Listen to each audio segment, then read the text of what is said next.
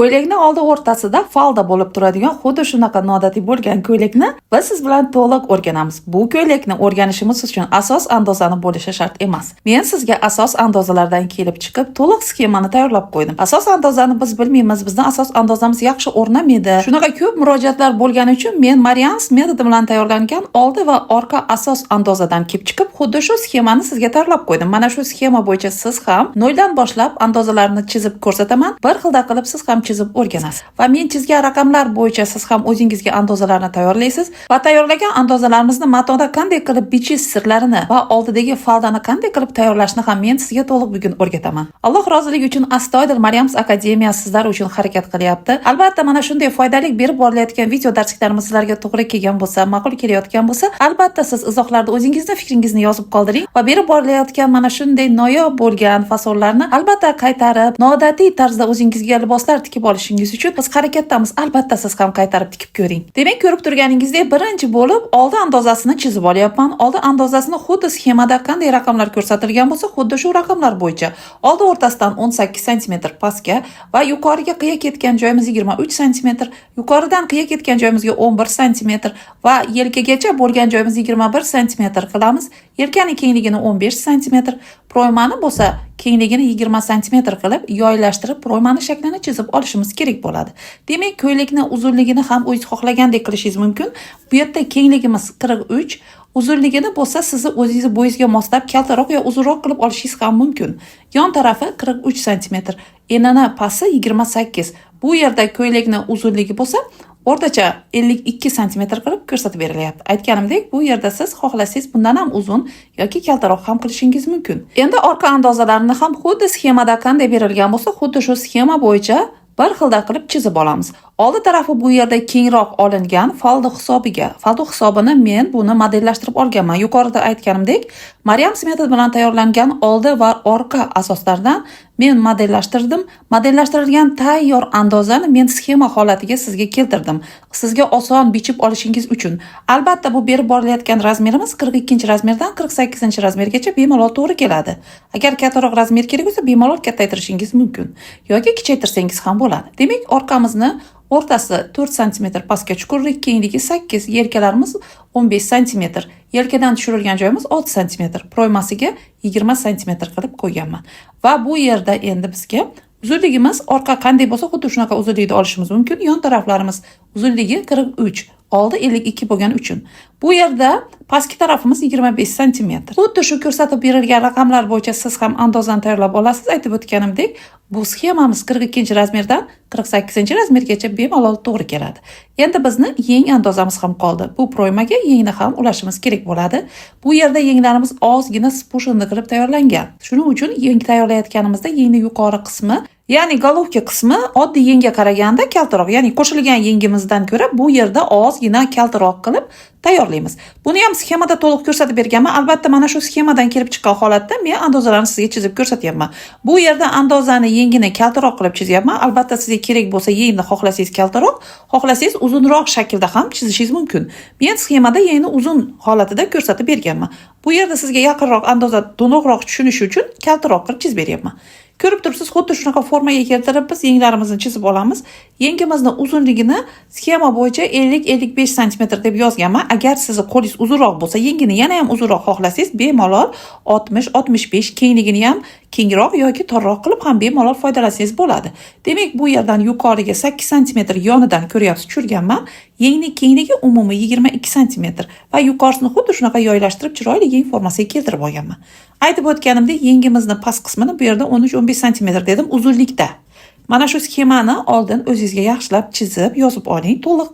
Va mana shu sxema bo'yicha siz birga bir qilib andozani tayyorlaysiz va albatta qanday raqamlarni qayerda qo'ygan bo'lsam, xuddi shunaqa qilib chizib, yana bir marta tekshirib olganingizdan so'ng andozalaringizni bemalol qirqib olishingiz mumkin. Qirqib olganimizdan so'ng endi bu yerda ozgina bichilishida ham sirlari bor. Men bu sirlarni ham hozir sizga to'liq ko'rsataman. Albatta siz bir marta mana shu andoza bo'yicha ko'ylaklarni tayyorlab, oldin o'zingizga tikib ko'ring. Mana shu birgina sxema bo'yicha siz bemalol katta biznes ham qilishingiz mumkin. Xohlagan yumshoq matolardan olib, xohlasangiz gullik, xohlasangiz gulsiz matolardan olib bemalol mana shu ko'ylak yoki koftichkani ishlab chiqarsangiz ham bo'ladi. Yuqorida aytib o'tganimdek, maksimal darajada Maryams akademiyasi sizga harakat qilyapti, to'liq sizga andozalarni ko'rsatib, hammasi pulli qimmat andozalar. Lekin niyatimiz boshqa, niyatimiz xolis, sizni yaxshi ilm olishingiz uchun to'liq ko'rsatib berilyapti. Demak, andozalarimizni xuddi shunday tekshirib olamiz. Yonchoklarining balandliklari bir xil bo'lishi kerak. Albatta, yelkalarimizni ham tekshirib olamiz. Endi biz bu yerda matoda qanday qilib qo'yilishini men sizga hozir ko'rsataman. Albatta, bu sirni ham siz o'zingizga yozib olasiz. Matoda ham ikki xil qilib qo'ysak bo'ladi. Yonlarini mana shunaqa bir-birlariga yopishtirib qo'ysak bo'ladi. Yoki etak sohasini unchalik tor bo'lmasdan kengroq bo'lishini xohlasangiz, mana matoda ko'rsatib turibman. O'rtasini zgib qilganman. Aynan o'rtasiga zgib holatda andozamizni xuddi shu holatda qo'yamiz. Yonida choksiz. Yonini choksiz mana shu holatida bitsangiz, pastga qaraganda ko'ylagimiz ozgina torayib ketadi. Kiyganda juda ham chiroyli formada kelib chiqadi. Buni men ko'rsatdim rasmda yuqorida ham.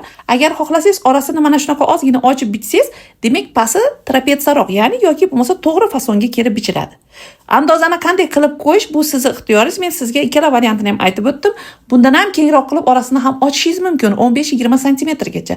Unda ko'ylagimizning bichimi to'g'riroq, ya'ni kengroq holatda ketadi. Agar siz kattaroq razmer qilayotgan bo'lsangiz, o'rtada proymalarni ham xuddi shunaqa kengligini ochib, oraliq masofasini shu holatida bichganingizda yengiga ham albatta zapas qo'shish esingizdan chiqmasin. Yengni bichayotganingizda ham yon tarafga qancha qo'shsangiz kenglik, xuddi shunaqa yeng andozasiga ham qo'shib bichishingiz kerak bo'ladi. Ko'rib turganingizdek, bitta sxema bilan siz 42-razmerdan bemalol 50-56, даже 60-razmergacha ham andozani tayyorlab olsangiz bo'ladi. Demak, biz natsechkalarni albatta qo'yib olishimiz kerak. Endi mana shu joyda faldoni qanday qilib tayyorlashni sizga ko'rsatib beraman. Bu juda ham oson. Mana shu burchak turgan joyimizni albatta ozgina uchidan qoldirib, mana shu natsechka beryapmiz. Zgib bo'lgan tarafidan 2-2,5 sm joyini ochiq qoldirishimiz kerak tikayotgan vaqtimizda. Albatta ichkaridan tikib olamiz.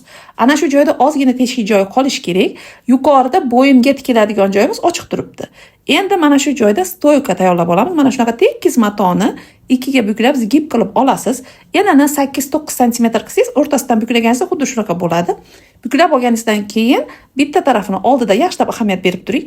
Oldi tarafidan mana shu orqa o'rtasidan boshlab tiksangiz ham bo'ladi. Orqa o'rtasiga zamochkadan foydalansangiz bo'ladi. Mana xuddi shunaqa bir tarafini tikib olamiz. Yuqorida qolgan tarafi bo'yniga tikiladigan tarafi. Oldini yaxshilab ahamiyat bering. O'rtada qolgan teshik joydan oldini yarmini tikib kelganimdan so'ng, o'rtasida biz tikkanimizda joy qoldirganmiz. Aynan ana shu joydan biz teshikdan o'rtasidan o'tkazib olishimiz kerak.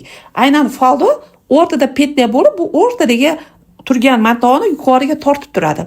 Shu bilan bizda juda ham chiroyli ko'rinishli faldo paydo bo'ladi. Ko'ryapsiz-a? Bir tarafini tikib oldim. Demak, qolgan uchini albatta biz bo'yin o'yindiqlarimizni hisoblab olamiz, oldin kengliklarini. Va mana shu qolgan joyga mana qarab turing. Yaxshida men ko'rsatyapman. Oldi tarafdan kirityapman, ko'ryapsizlar? Oldi tarafdan kiritaman va orqasidan o'tkazib olaman. Ko'rdingizmi? Mana o'tkazib olganimdan keyin endi men xuddi ana shu stoykani yana tikishda davom etaman. Yana tikishda ikkinchi tarafga tikishda davom etaman. Demak, xuddi o'rtadan bizni stoyka yoqamiz, ichkariga kirib, xuddi qalbib tashqarisiga chiqqandek mana. Bu vaqtda men ko'rsatib berdim, ko'rdinglarmi? Bu texnikani sirini hech qayerda ko'rsatmagan. Bu qimmat o'zi modelирование hisoblanadi. Bu texnika hamma joyda ochiq ko'rsatilmaydi. Shu yerda stoykani tikayotgan vaqtingizda aylantirib o'tganingizda ichidan bitta stoykani qaytarib olish esingizdan chiqmasin. Ikkinchi tarafga olib o'tganingizda choklar bir xilda ketyapti. Menda xuddi shu holatga keltirishingiz kerak siz ham. Demak, mana biz siz bilan bugun faldoli ko'ylakni to'liq andozalarini sxema bo'yicha o'rgandik va bichilishlarini va eng asosiy sirlarigacha ochiq ko'rsatib berdim. Izohlarda albatta tikkan ko'ylaklaringiz qanday tayyor bo'lganini yozib qoldiring. Maryams akademiyasida to'liq asos andozalarini o'rganib, undan tashqari professional darajada bu sohani o'rganmoqchi bo'lsangiz, albatta izohlarda plyus qoldiring. Maryams akademiyasida noldan boshlab siz to'liq andozalarni o'rganib, noodatiy fasonlarni bemalol modellashtira olasiz. Bu foydali videoni yo'qotib qo'ymaslik uchun albatta Maryamsga obuna bo'ling, like bosishni unutmang. Izohlarda chiroyli so'zlarni sizdan kutib qolaman. Eng yaqin dugonalaringizga ham bu foydali videoni yuborib qo'yishni unutmang.